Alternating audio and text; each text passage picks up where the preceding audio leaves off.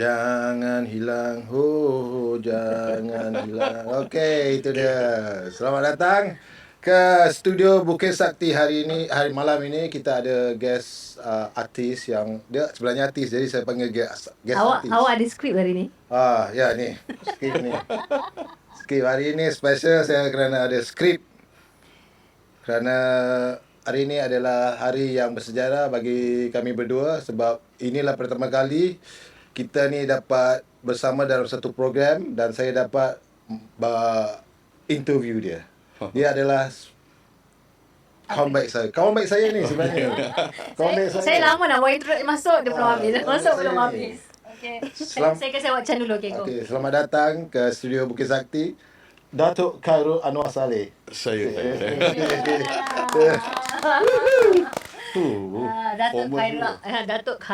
Datuk tergagap kan.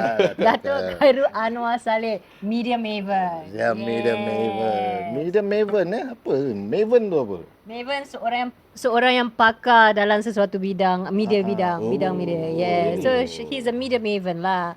Dalam konteks kita sekarang kita berbual Generation I, Generation I. Kira ataupun dalam dunia broadcast, adakah dia dipanggil juga sebagai seorang apa tu yang barunya aku? Oh, what is that? Tak apa, lupa. Awak ada skrip tapi awak lupa. Ini bukan skrip Ini soalan takut saya lupa. Okey, kita dah banyak berbual. Okey. Apa ni, Kai? Saya. Sila perkenalkan diri awak. Assalamualaikum. Terima kasih. Waalaikumsalam, Datuk. Kerana jemput saya ke podcast ni. Saya rasa teruja. Ya. Okay. Wah, favorite word. Ini perkataan-perkataan yang kita selalu guna dalam media kan. Teruja. Terima kasih. Saya nama Khairul Anwar Saleh. Nervous Nervous sikit. Tak tahu macam mana nak introduce diri sendiri kan. Selalu kawan kalau dah lama beginilah. Dia lain sikit lah setting dia. So saya asal pelakon. Kemudian ke seni lukis. Selepas seni lukis ke media. Dan selepas media sebagai producer, sebagai penerbit. Oh, pelakon dulu Pelakon dulu. Oh, bukan artis lukisan dulu. Okey. Saya main teater dulu. Okey. Untuk itu kena tegaskan. Saya pelakon teater dahulu, kemudian sekali-sekala berlakon TV. Selepas saya masuk media sebagai penerbit Under One Roof dan hiburan minggu ini, kemudiannya saya saya berhijrah ke Malaysia. Di Malaysia saya cipta siri sitcom Sepanajaya dan juga sebagai pengarah rancangan award show. Waktu tu saya tapau semua award shows. Tak ramai yang boleh buat multi camera directing. Ya, waktu tu tahun bila tu? Tahun bila? Oh, tu tahun awal 2000 macam tu. 2000. Awal 2000 tu. Tapi sebelum ke Malaysia, saya sempat ke Indonesia, ke Jakarta untuk 1 tahun untuk jadi konsultan pasal dia nak buat sitcom di Indonesia. Pada waktu tu RCTI baru dihidupkan semula atau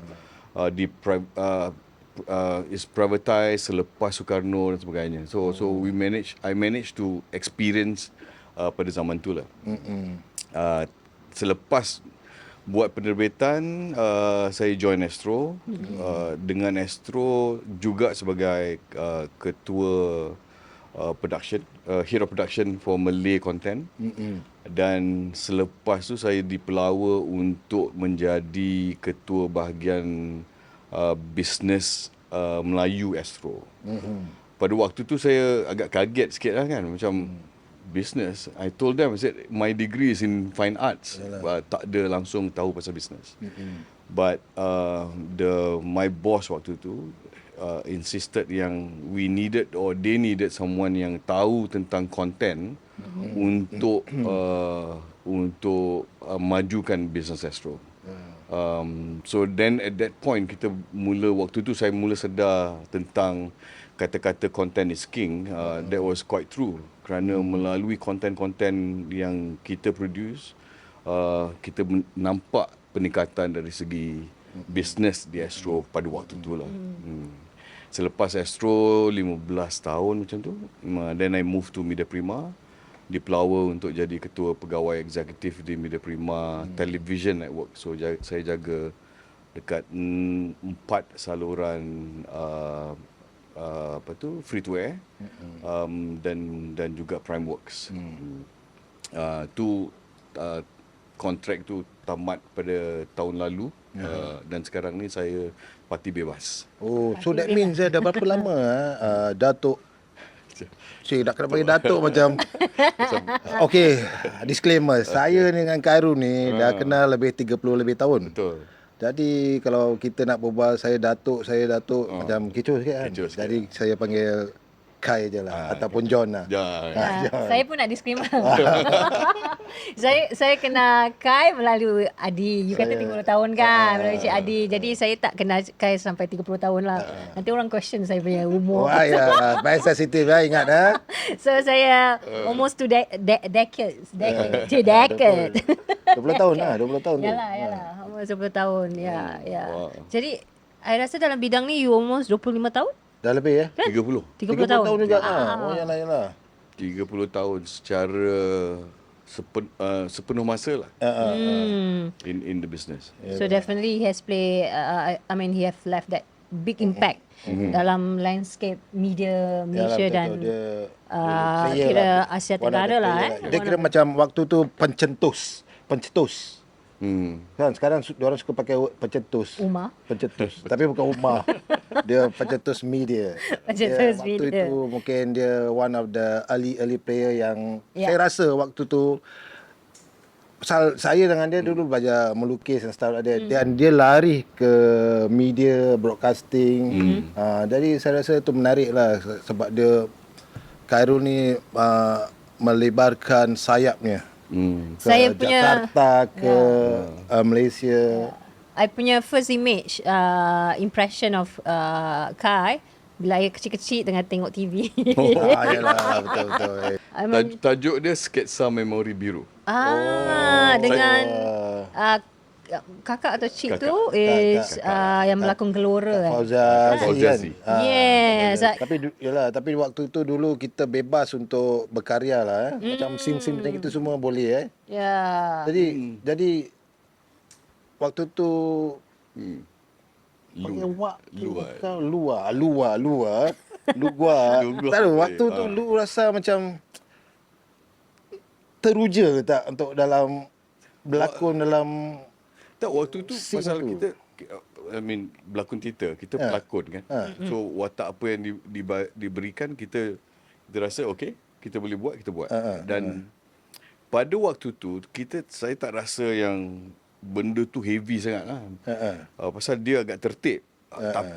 Tapi apa yang kita sedar ataupun kita sedar kemudiannya, impact kepada shot itu buat orang rasa macam dua pelakon ini di atas katil, shot yang tidak ada sentuhan, tidak ada apa, dah cukup memberi bayangan yang ada sesuatu yang berlaku.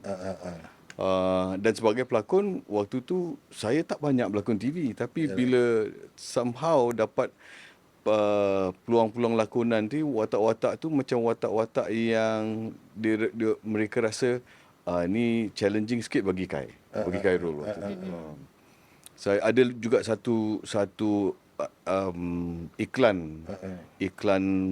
tentang AIDS yang saya juga sebagai pelakon juga jadi kontroversi. Jadi waktu tu Awak macam pilih cerita kontroversi je. secara tak sengaja kontroversi cari saya. Betul.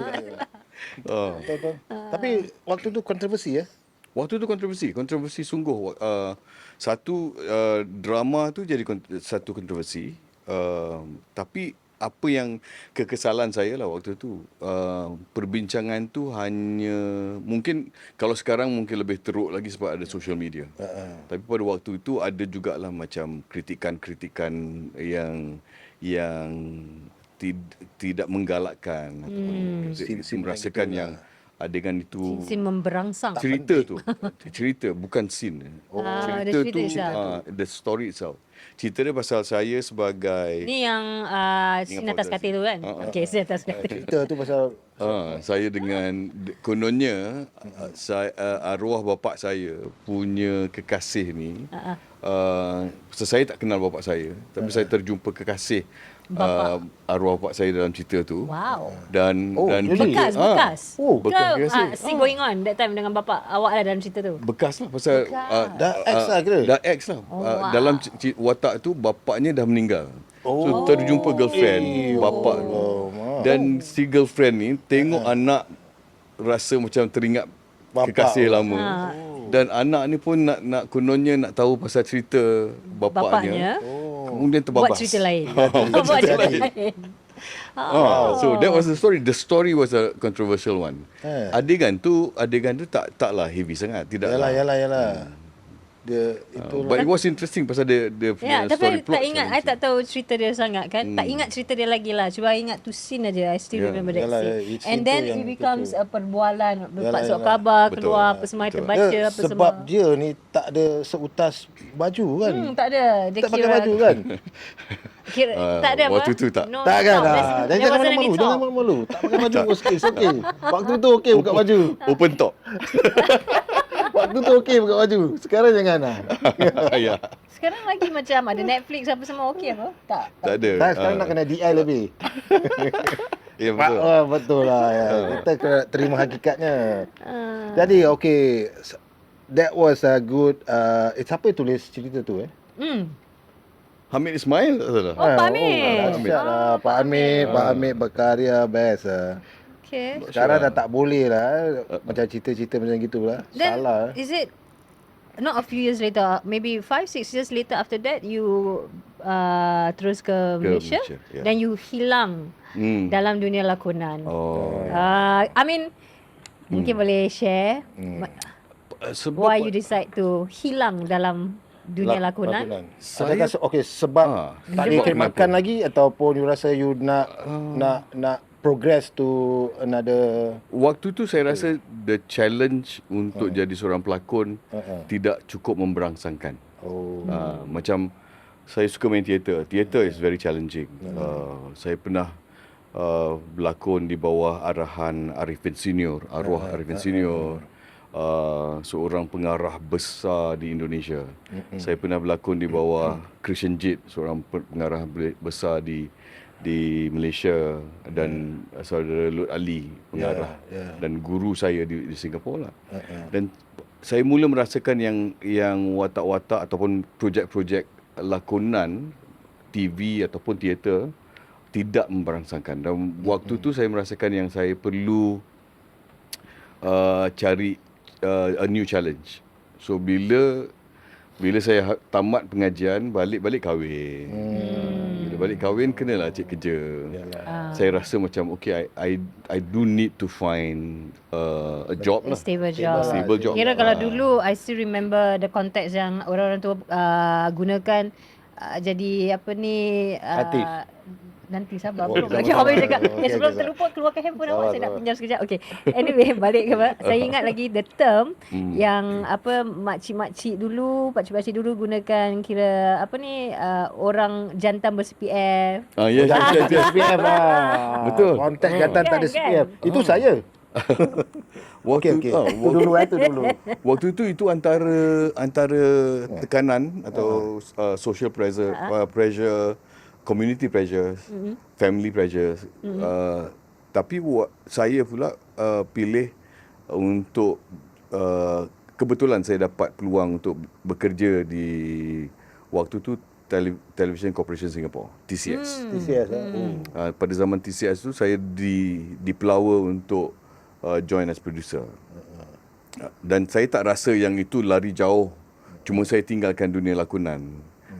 Tapi dalam bidang yang saya selesa kerana ada kerja-kerja konseptual, kita kena cari idea. We are still making things, we are building things. Macam lukisan kita pun proses yang sama, lakonan proses yang sama. Jadi saya tak rasa yang saya hilang. Tapi dalam dunia lakonan peluang tu semakin menipis. Dan masa pun tidak membenarkan untuk saya terlibat secara langsung dalam dunia lakonan. Dan waktu tu saya tak rasa yang saya saya tak nampak itu satu pengorbanan besar. Saya kata okay, I just move on. Kita bergerak aje lah. So dan lepas satu berlaku, sekarang ni pada usia yang sekarang saya punya masa, tercetuslah perasaan-perasaan untuk lakon balik ni. Bibit-bibit kan, macam keinginan. Bibit-bibit keinginan. Cycle lah, dia ada satu cycle lah. Dan saya rasa kerjaya dalam dunia kreatif, kita tak ada umur pencen. Retirement tak ada lah kan. Sebagai seorang pelakon, sebagai seorang pelukis, memang tak ada umur pencen. Mungkin dalam dunia korporat untuk duduk sebagai CEO, itu adalah saya rasa mungkin ada shelf life-nya. Yalah. Tapi not as talent or artist. Betul. Lagi satu macam bila cakap Khairul Anwar je, bila I tengok TV apa semua kan. So ada ramai pelakon-pelakon kan. Cuma satu yang I ingat pasal Khairul Anwar ni adalah Suara dia. ya, suara dia, suara jantan Yelah, dia. suara dia. Yang tak boleh lupakan adalah Bukan suara. perempuan dia, saya pun terpegun. Jadi I rasa macam I rasa pelakon-pelakon lelaki lama dulu kan, banyak yang suara kira manly lah. Dia termasuk awak jugalah Oh, suara awak suara manly. Okay, suara manly juga. Hello. Macam sekarang ni I rasa macam kita kurang pelakon lelaki yang bersuara jantan. Macam segelintir je. Banyak suara biasa kemek atau suara dia very low, not low, very high. Ketawa orang dengar suara kemek. Habis suara kepit atau apa. Suara jantan tu kurang. Jadi kenapa agaknya pelakon lelaki sekarang Mungkin yang kuantiti pelakon lelaki yang suara jantan tu hampir kurang atau hampir hilang? Hampir pupus. Dahsyat tu. Saya rasa mungkin pada pelakon-pelakon era saya lah waktu tu, kebanyakannya berasal daripada dunia teater. Jadi dalam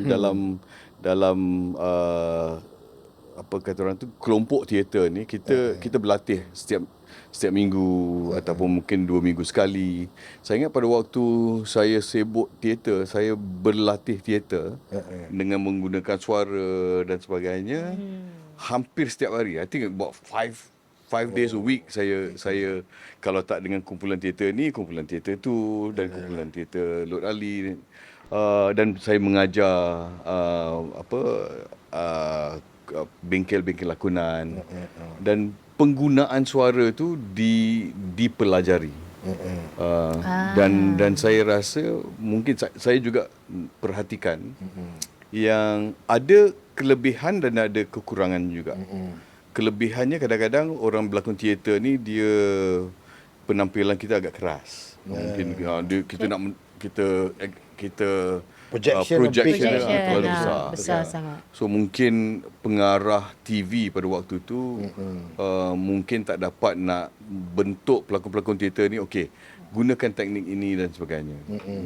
Hanya apabila saya belajar ataupun saya mula mengarah, pemahaman saya tentang pelakon itu dan apa problem pelakon itu, saya dapat unlock dia punya issues.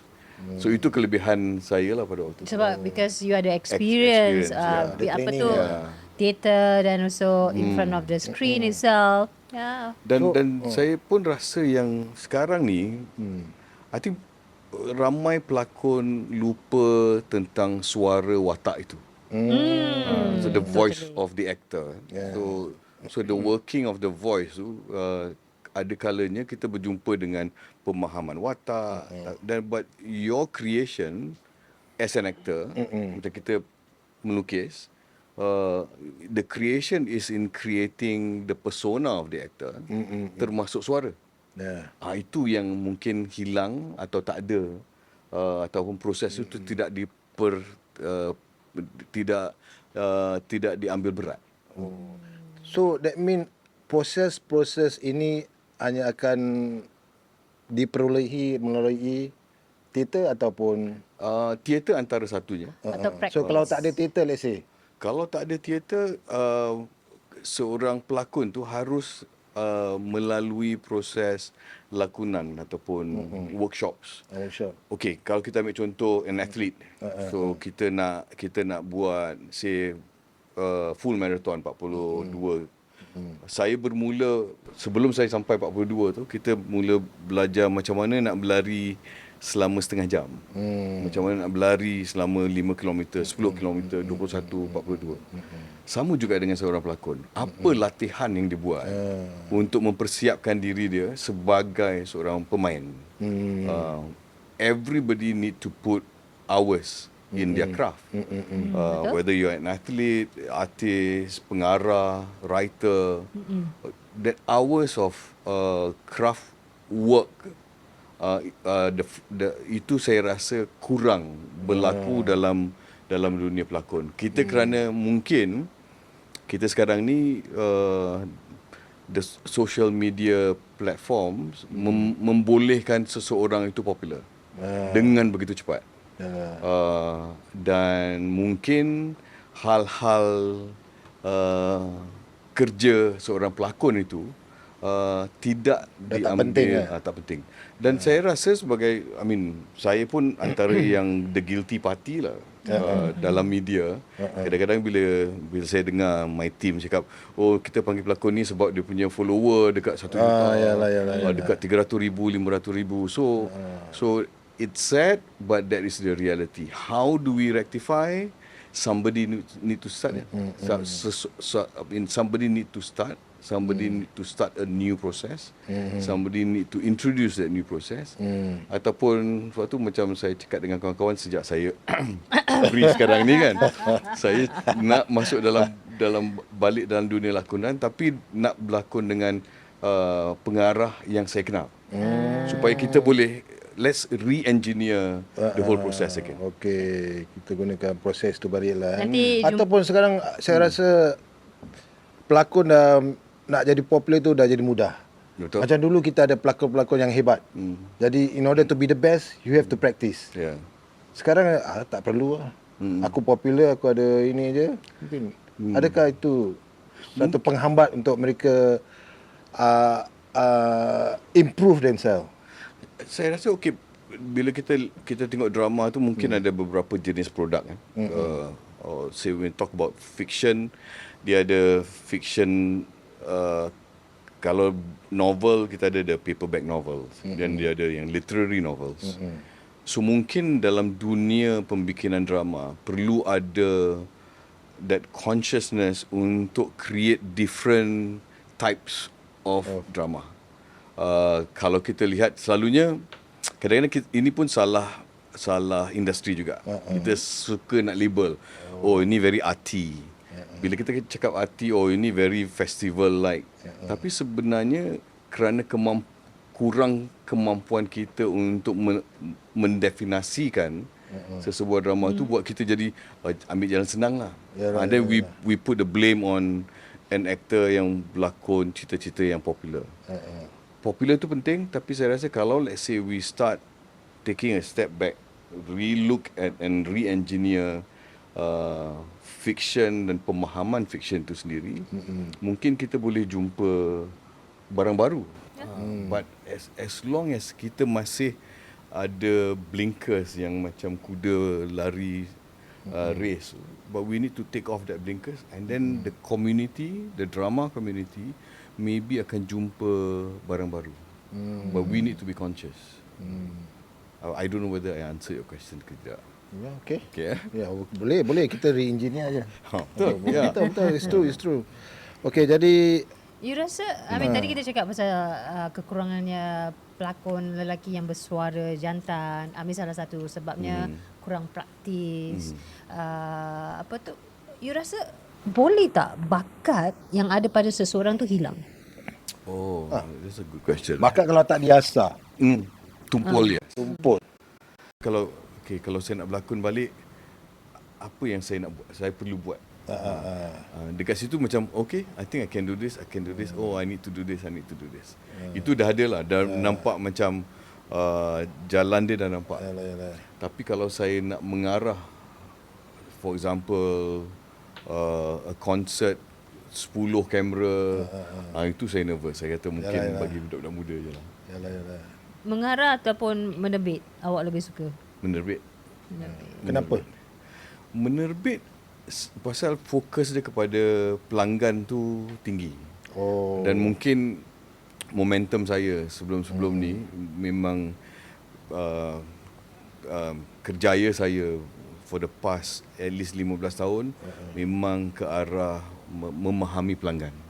Memahami pelanggan-pelanggan, market, the Malay market di Malaysia, Malay market di Indonesia especially. So I spend a lot of time, spend banyak masa untuk faham siapa pelanggan saya lah waktu tu. Okey, cakap pasal pelanggan ni, market. Ada tak perbezaan market Malaysia dengan Singapore Malay? Ada. So, macam apa? Apa Misalnya, yang perbezaan dia? Yang ketara. Yang ketara lah.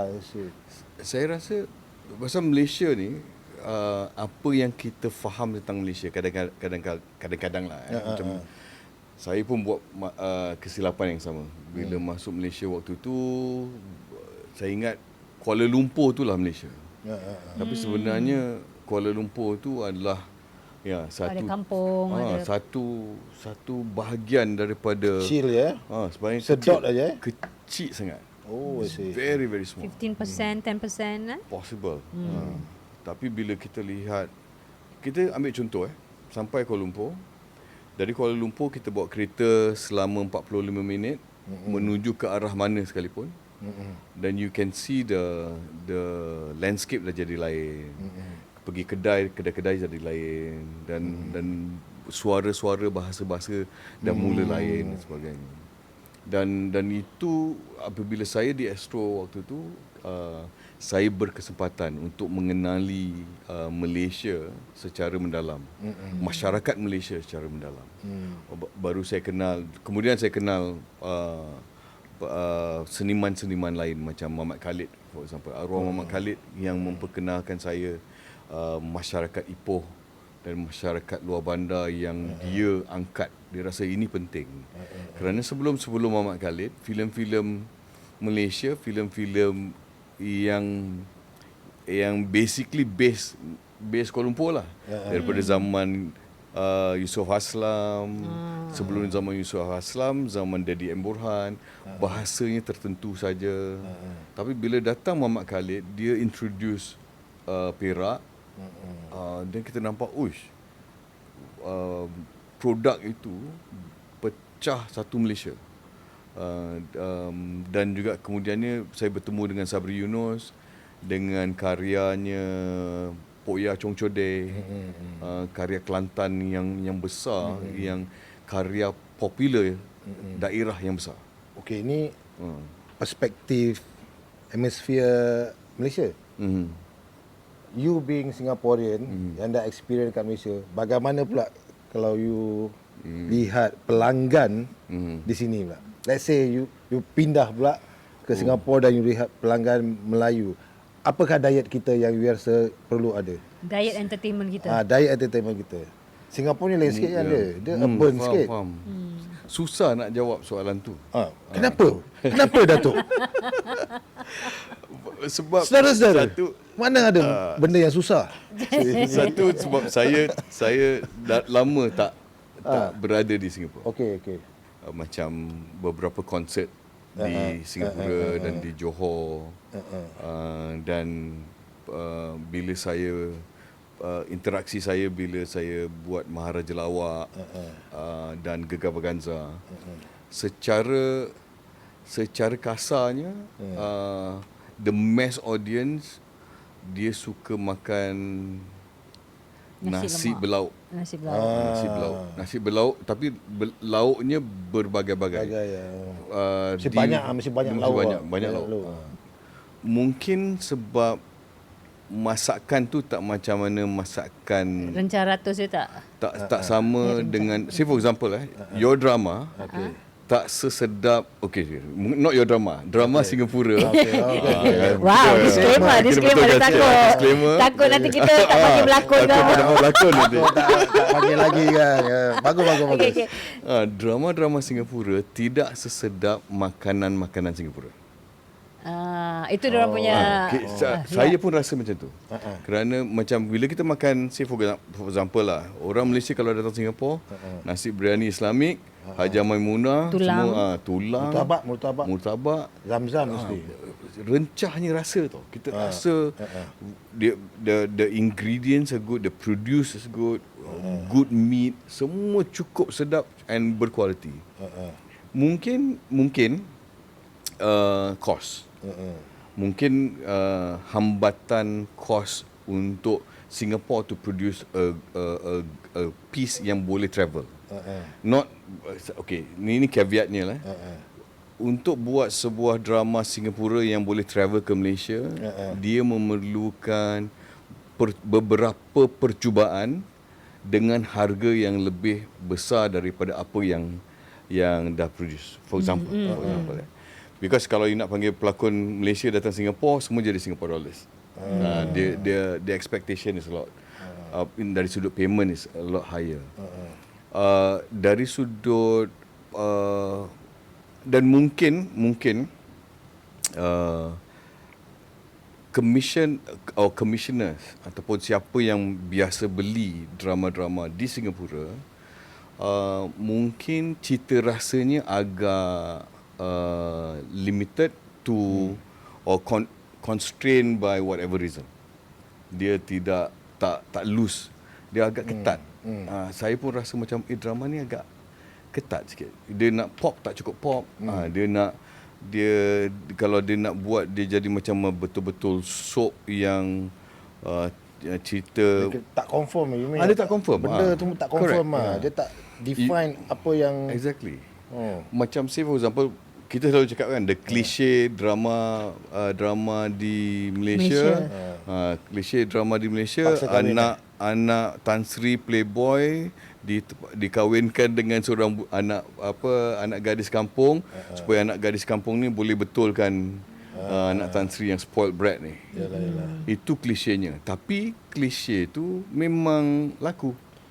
Dia macam kalau nak makan nasi lemak, nasinya kena ada lemak, ingredient dia yang itu sambal dia kena pedas.